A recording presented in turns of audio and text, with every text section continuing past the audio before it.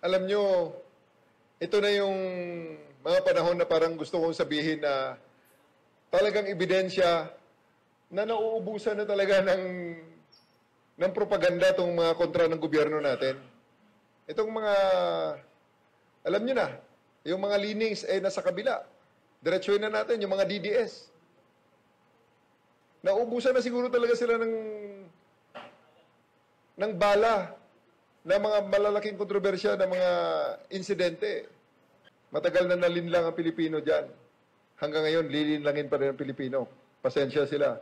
Their word against the word of the internet.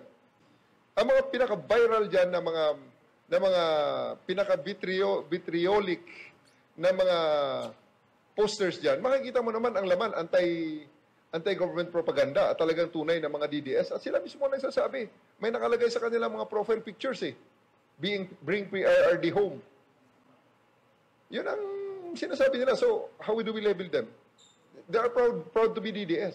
Oh. So, we'll call them on that. May nagpalabas yung pulis at saka yung Iranian na nag-away dahil sa isang traffic altercation. That happened during the last days, the waning days of Mr. Duterte's term. So bakit nga pinapalabas nila na para bang nangyari kahapon lamang? Wala na kasi silang bala. Yun nga ang masama ron. Wala na silang bala. Nauubusan na sila ng bala. Nauubusan na sila ng issue na itapon sa gobyernong ito. Kaya ayun, naghuhukay ngayon. Kaya lang nakalimutan yata nila. Talagang pinapakita lang talaga nila na medyo may kulang talaga sila na all those cases all those issues that they are saying, that they are harping about, bring PRRD home, nasa hig na Andyan na nga yung international court na nga ang nagtatry Gusto nyo ng tunay na batas? Gusto nyo ng patas na batas? Ano pa ba ang mas patas kaysa sa mga taga nandyan sa Hague? Mga foreigners yan na wala namang pakialam sa atin. Ay sa kanila, tinitingnan lang nila kung ano ang ebidensya ng prosecution at ebidensya ng depensa. At tandaan natin, huwag nating kalimutan, ang mga sa korte na yan, sa kasong yan, ang complainant, walang iba, Pilipino pa rin. Mga Pilipinong nawalan ng pag-asa noong panahon ni Duterte. Nawalan ng pag-asa ng makakuha ng hustisya dito sa Pilipinas. Ulitin natin yan. Huwag nating kalimutan yan. They are Filipinos, hindi sila foreigners. Wala lang silang mapuntahan noong mga panahong yon dito sa Pilipinas, sa justice system natin, noong mga panahon ni Duterte. Kaya pumunta sila sa International Criminal Court at doon sila nagsampa ng reklamo. Kasi miyembro pa rin tayo ng mga panahong yon. Oh. So, anong nirereklamo ng mga DDS na to? Shortcut na lang ang lahat? Hindi pwede yung shortcut. Kasi nga, dahil sa shortcut na yan, eto na ngayon, pag tinanong na sa isang formal investigation, bigla na lang magsasabi sila, I have my right to remain silent, I have my right against self-incrimination. Kaya uulitin ko uli sa mga enablers din. If you are so proud of what you've done, if you think that what you did was the correct thing to do, why is it now that when you are asked in a formal investigation, bigla na lang mag-right to remain silent at mag-right against self-incrimination kayo? Proud bang kaya kayo? Tama ba kaya ang ginawa nyo? E di panindigan nyo ang inyong ginawa. Sabihin nyo kung anong inyong ginawa, aminin nyo. Pero deep in their heart, alam nila, that's not moral. That's not the true dispensation of justice. And that's why they cannot defend it in an open public discourse.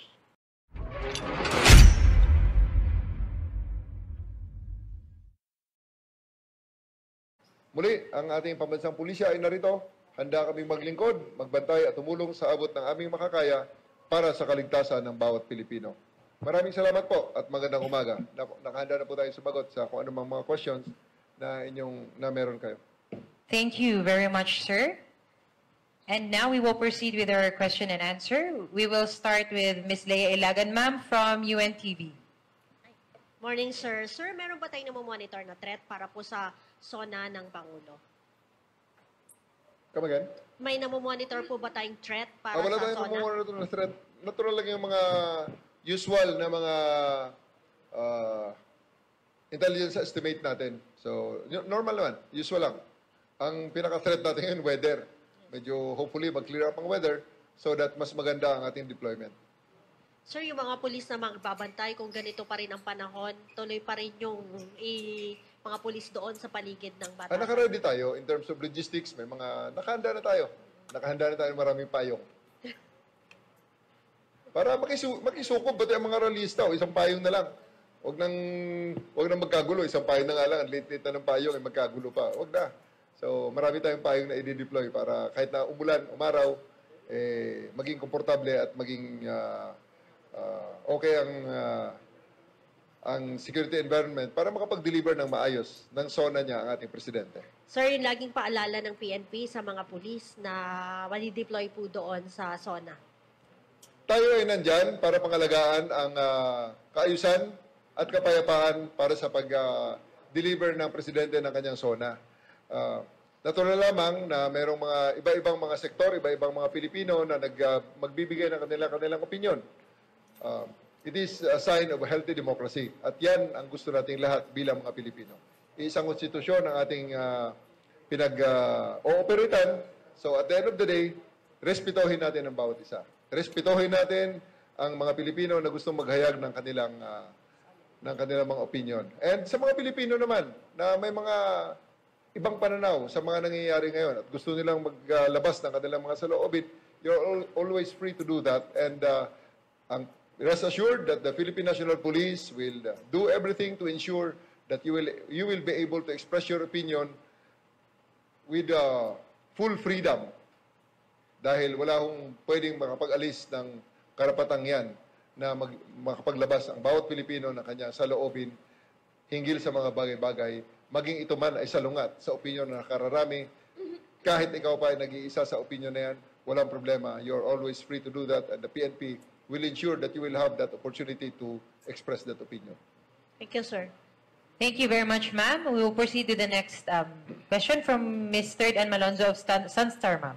Sir, good morning po. Maulang umaga. Sir, doon po sa arrest ni Baulong, can you just give us a refresher lang yung regarding doon sa live case niya ngayon? I believe that's murder, sir. Tama po ba? Murder po yun. Kailan po yun nangyari? And bakit po, ano po yung nakikitang motibo bakit niya binaril yung biktima? That was in October 2024, last year. Ilang buwan pa lang. No, magna 9 months pa lang. Ito ay away ng kwanto eh. Away ng mga magkakakilala ang mga to. Okay? So may mga hindi pagkakaintindihan sa negosyo. At the end of the day, nag-away regarding sa pera, regarding sa control, regarding sa mga bagay-bagay sa kanilang mga pare-parehong illegal na negosyo. Sir, nakaalis na siya ng bansa, no? So, anong information natin, sir? Bakit bumalik pa siya? Well, the Philippine National Police have ways to monitor people and to control the situation. Kaya nakita natin na monitor natin ang kanyang mga plano hanggang sa nalaman natin na siya ay babalik. Kaya hindi na natin siya pinagbigyan na makagalaw pa ng malaya dito sa bansa natin. Inaresto na natin siya pagtapak niya sa Philippine soil. Sir, doon naman, isang question pa, sir, sorry. Yung Chinese Ministry of Education, sir, has issued a warning for students Chinese students planning to pursue education in the Philippines dahil unstable daw po ang security situation dito sa Philippines. Paulit. Yung Chinese Ministry of Education, sir, they warned Chinese students planning to pursue studies here in the Philippines dahil daw unstable ang security situation dito. At sir, may mga crimes na targeting Chinese nationals daw po. Well, we always value and respect the opinions of other people, whether they are in our country or outside of the country, whether they are Philippine nationals or foreigners. Sa ngayon, is that from a Chinese authority? Kaya, di ba? Statement. Yan ang gusto kong Gusto ko lang i-emphasize. Well, at the end of the day, nakita nyo naman sa ngayon, maraming propaganda, maraming naglalabas ang mga statements designed to shape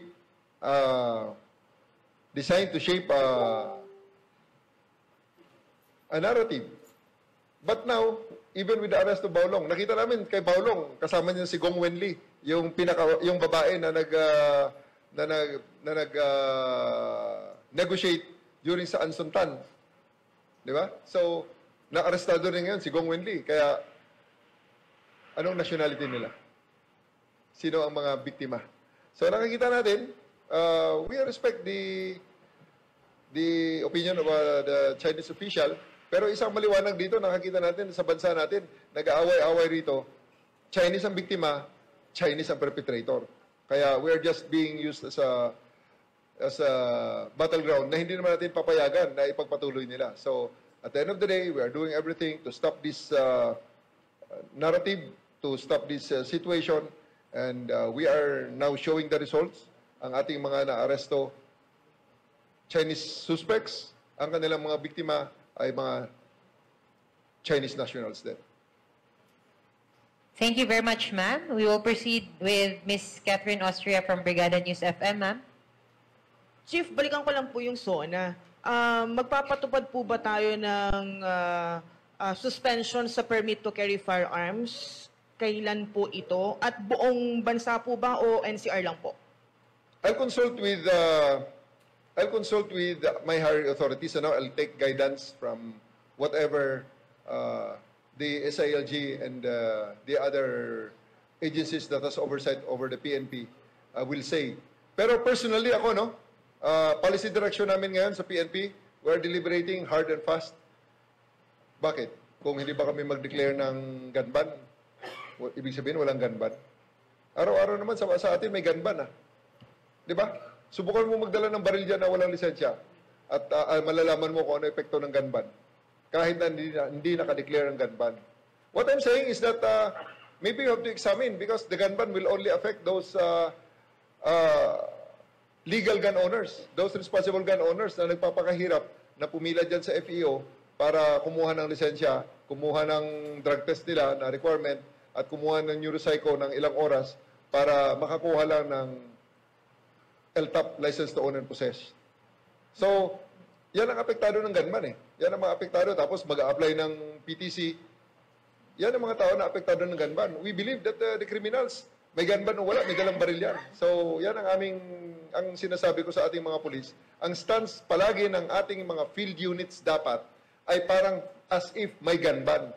Mag-checkpoint tayo, mag-check ng baril. Pag makita ang baril may lisensya, let them go. Because that is their karapatan. That is their privilege na in-applyan nila, na iginarant naman ng Philippine National Police under the auspices of our law.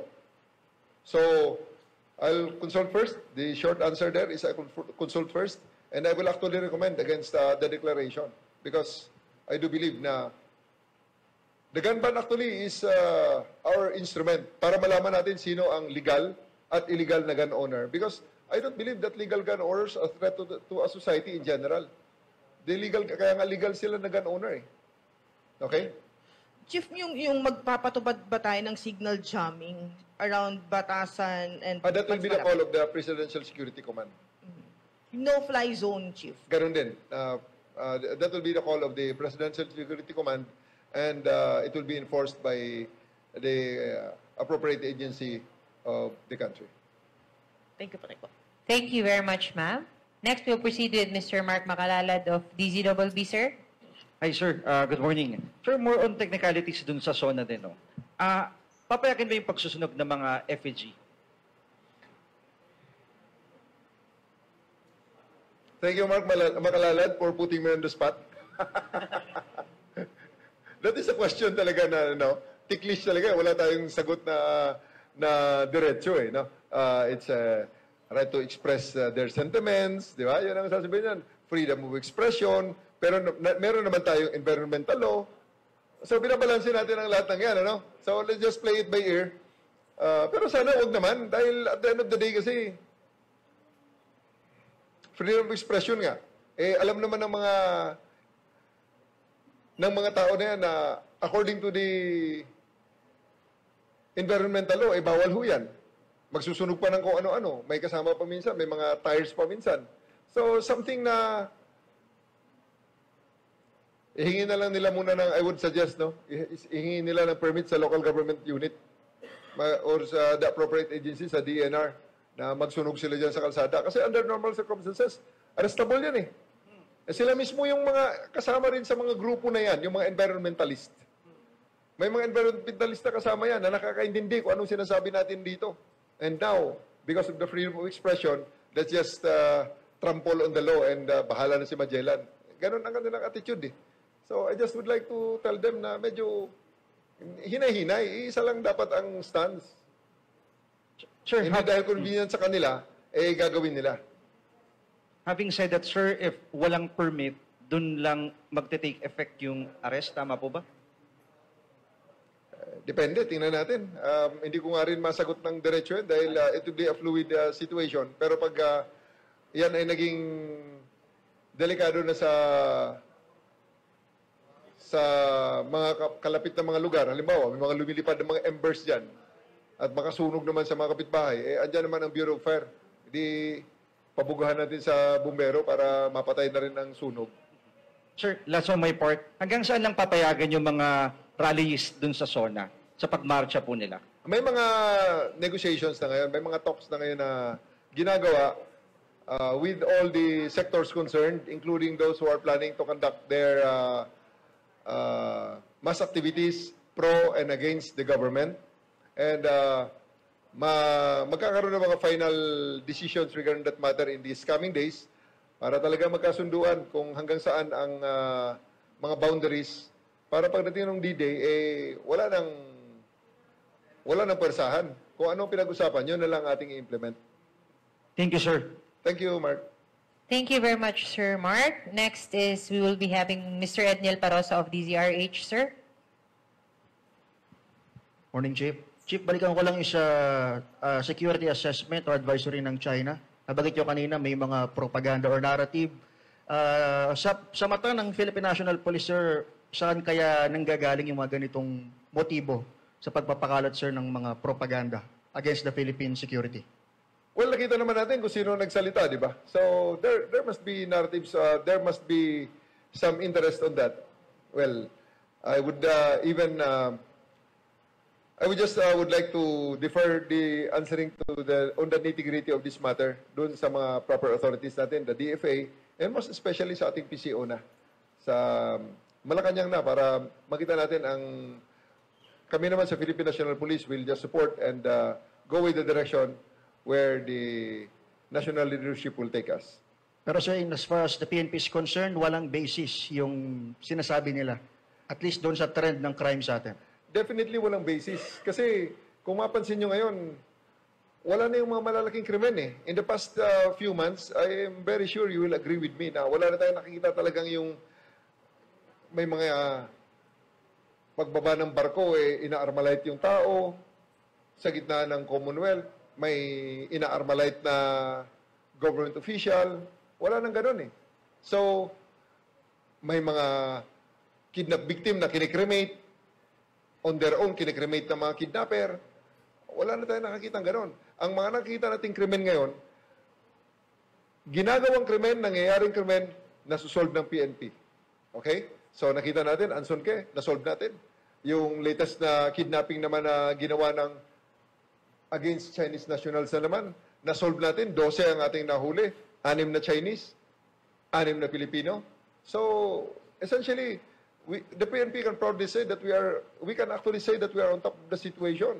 May nangyaring insidente sa Panabo, magpa-practice lang sana tayo ng CIMEX, bilang may tumawag, sir, sandali lang, tigil muna ang CIMEX, at ito ay live na insidente, may tumawag dito, may baril daw yung tao at may droga. So, rumisponde ang mga pulis natin, pinanood natin sa ating command center, live natin pinapanood. Kung anong ginagawa ng mga pulis natin, na-record natin, na-release natin sa media, para inyong makita na talagang ito, ganito na po ang ating Philippine National Police. Moderno, transparent, at higit sa lahat, talagang we are doing everything within the ambit of the law. Sir, sa ibang topic, alam namin, sir, DOJ na yung magsasalita sa kaso ng Sabongeros. Pero anong update doon, sir, sa mga police na involved, or allegedly involved, sir, doon sa crime? Well, of the 15, 12 ang active, ang 3 ay out of the service na. Yung 12 na yan is under restrictive custody sa atin. Nandyan sila ngayon sa ating facility para sa mga taong naka-restrictive custody. Sir, last week sinabi ni SILG na more or less alam na ng DOJ na yung listahan ng alleged members ng Alpha Group. Sa bahagi ng Philippine National Police, may ginagawa ba tayo sa pag-monitor sa kanila or paano ba ito, sir? Sa panig ng Philippine National Police, kami ay sumusunod lamang sa sasabihin ng DOJ. Balo. Sige. Thank you. sir. Thank you very much, sir. And lastly, we'll be having Sir Alfred Dalizon of People's Journal, sir. Pasensya na sir, pero talaga, ganoon na talaga ang long and short of it, talagang we're taking cue from the directions of the DOJ. Kasi ikaw na rin nagsabi kanina na the DOJ have already taken cognizance and taking the lead in the further investigation and case build-up in this case. Okay? Thank you. Morning, sir. Yes, Alfred. Sir, yung nahuli sa Tawi-Tawi, yun ang palaging yung southern backdoor lang, tumatakas yung mga Chinese suspects, yung mga involved sa Pogo. Start na ba to na mapipigilan na natin yung mga ganong incidents, sir?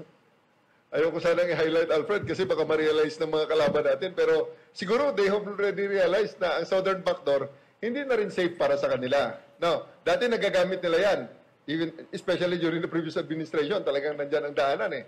Di ba? So sa ngayon, kung mapansin nyo, may 5 na tayo dyan na yung dati, naalala nyo, just a few months back, may nahuli tayong 5 dyan na ganun din, nagkahabulan ng speedboat at nahuli natin sila. Sa ngayon naman, eto na naman, na monitor na naman natin na papasok ang isang high profile and high value na fugitive at nahuli na naman natin. At meron tayong mga interdictions dyan,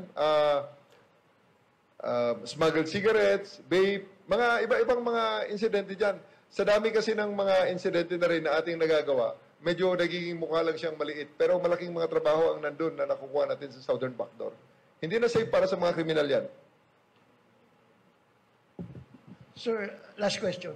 Sir, yung sinasabi mong narrative tungkol doon sa mga Chinese, yung tanong ng kanina, sir, yung merong nangyari sa pinapalabas ngayon sa social media about an alleged Chinese victim of murder tinapon sa Kawit, Cavite, lumalabas sa social media. Totoo ba yun, sir? Alam nyo, ito na yung mga panahon na parang gusto kong sabihin na talagang ebidensya na nauubusan na talaga ng propaganda itong mga kontra ng gobyerno natin.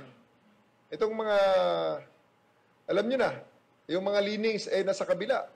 Diretsuhin na natin, yung mga DDS. Nauubusan na siguro talaga sila ng bala na mga malalaking kontrobersya na mga insidente. Kaya yan, 2022 pa nangyari yan eh. Hinuhukay, literal na hinukay sa baul para palabasin lang na para bang bago. Kasi wala na silang nakitang masama ngayon na kasing sama nung panahon nila. Yan ang long and short of it. Matagal na nalinlang ang Pilipino dyan. Hanggang ngayon, lilinlangin pa rin ang Pilipino. Pasensya sila. Their word against the word of the internet.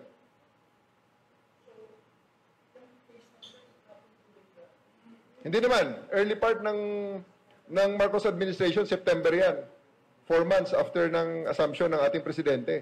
Talagang yan, mga remnants ng diba? Hangover ng previous administration.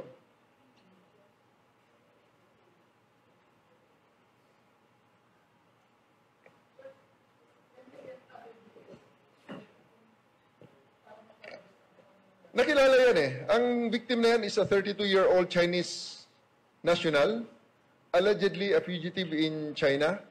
May Interpol red notice yan. The family was contacted. They refused to cooperate with the authorities. And the cadaver is now buried in a public cemetery in Cavite.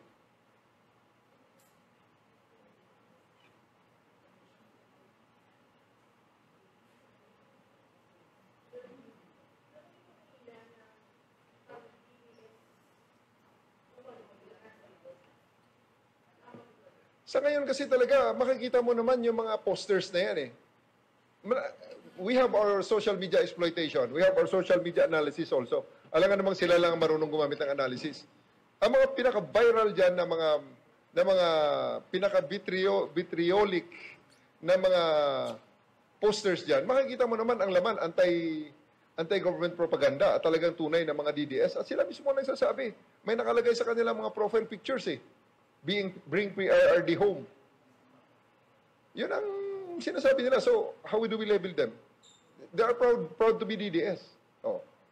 So, we'll call them on that. May nagpalabas yung pulis at saka yung Iranian na nag-away dahil sa isang traffic altercation. That happened during the last days of the waning days of Mr. Duterte's term. So bakit nga pinapalabas nila na para bang nangyari kahapon lamang? Wala na kasi silang bala. Yun nga ang masama ron. Wala na silang bala. Nauubusan na sila ng bala. Nauubusan na sila ng issue na itapon sa gobyernong ito. Kaya ayun, naghuhukay ngayon. Kaya lang nakalimutan yata nila. Talagang pinapakita lang talaga nila na medyo may kulang talaga sila Na, di ba? Hindi ba nila na-realize yun na napakadaling hukayin? Their word will be against the record of the internet. So napakadaling gibain ang kanilang narrative regarding that matter. Ang sa aking panawagan na lang Pilipino tayo pare-pareho, gusto natin na mag-improve ang ating bansa. Magsama-sama na lang tayo. Kalimutan nyo na muna yung mga differences na yan. All those cases all those issues that they are saying, that they are harping about, bring PRRD home, nasa hig na Andyan na nga yung international court na nga ang nagtatry Gusto nyo ng tunay na batas? Gusto nyo ng patas na batas? Ano pa ba ang mas patas kaysa sa mga taga nandyan sa Hague? Mga foreigners yan na wala namang pakialam sa atin. Ay sa kanila, tinitingnan lang nila kung ano ang ebidensya ng prosecution at ebidensya ng depensa. At tandaan natin, huwag natin kalimutan, ang mga sa korte na yan, sa kasong yan, ang complainant, walang iba, Pilipino pa rin. Mga Pilipinong nawalan ng pag-asa noong panahon ni Duterte. Nawalan ng pag-asa ng mga kuha ng hustisya dito sa Pilipinas. Ulitin natin yan. Huwag natin kalimutan yan. They are Filipinos, hindi sila foreigners. Wala lang silang mapuntahan noong mga panahong yon dito sa Pilipinas, sa justice system natin, noong mga panahon ni Duterte. Kaya pumunta sila sa International Criminal Court at doon sila nagsampa ng reklamo. Kasi miyembro pa rin tayo ng mga panahong yon. So, anong nirereklamo ng mga DDS na to? Shortcut na lang ang lahat? Hindi pwede yung shortcut. Kasi nga, dahil sa shortcut na yan, eto na ngayon, pag tinanong na sa isang formal investigation, bigla na lang magsasabi sila, I have my right to remain silent, I have my right against self-incrimination. Kaya uulitin ko uli sa mga enablers din. If you are so proud of what you've done, if you think that what you did was the correct thing to do, why is it now that when you are asked in a formal investigation, bigla na lang mag-right to remain silent at mag-right against self-incrimination kayo? Proud bang kaya kayo? Tama ba kaya ang ginawa nyo? Di panindigan nyo ang inyong ginawa. Sabihin nyo kung anong inyong ginawa, aminin nyo. Pero deep in their heart, alam nila, that's not moral. That's not the true dispensation of justice. And that's why they cannot defend it in an open public discourse. Sir, yung video na yan, possible ba na connected yan doon sa Chinese Embassy Advisory? Ano na? Yung video na yan, sir, connected kaya yan doon sa Chinese Embassy Advisory? Hindi ko alam kung paano ginawa ng Chinese Embassy ang kanilang advisory, Pero ang malungkot nga rito, ang malungkot sa insidente na to, napipick up ito ngayon ng mainstream media kasi may columnist na nag-reprint nga nito na para bang ginawa na parang recent lang na ang totoo napakatagal na, taon na ang nakalipas. Okay, so kaya medyo nadamay ang nagkaroon ng semblance na as if totoo nga dahil may columnist na pumick up nito. Thank you, sir. And if there are none, sir, may we hear your closing message? So once again, ako yung nagpapasalamat sa inyong pagpunta rito sa ating press con. para maibigay ang may labas ang ating saloobin. Again, uulitin ko sa ating mga pulis na ngayon ay nasa forefront at tumutulong sa ating mga LGU, sa ating disaster relief, rescue, and mitigation operations.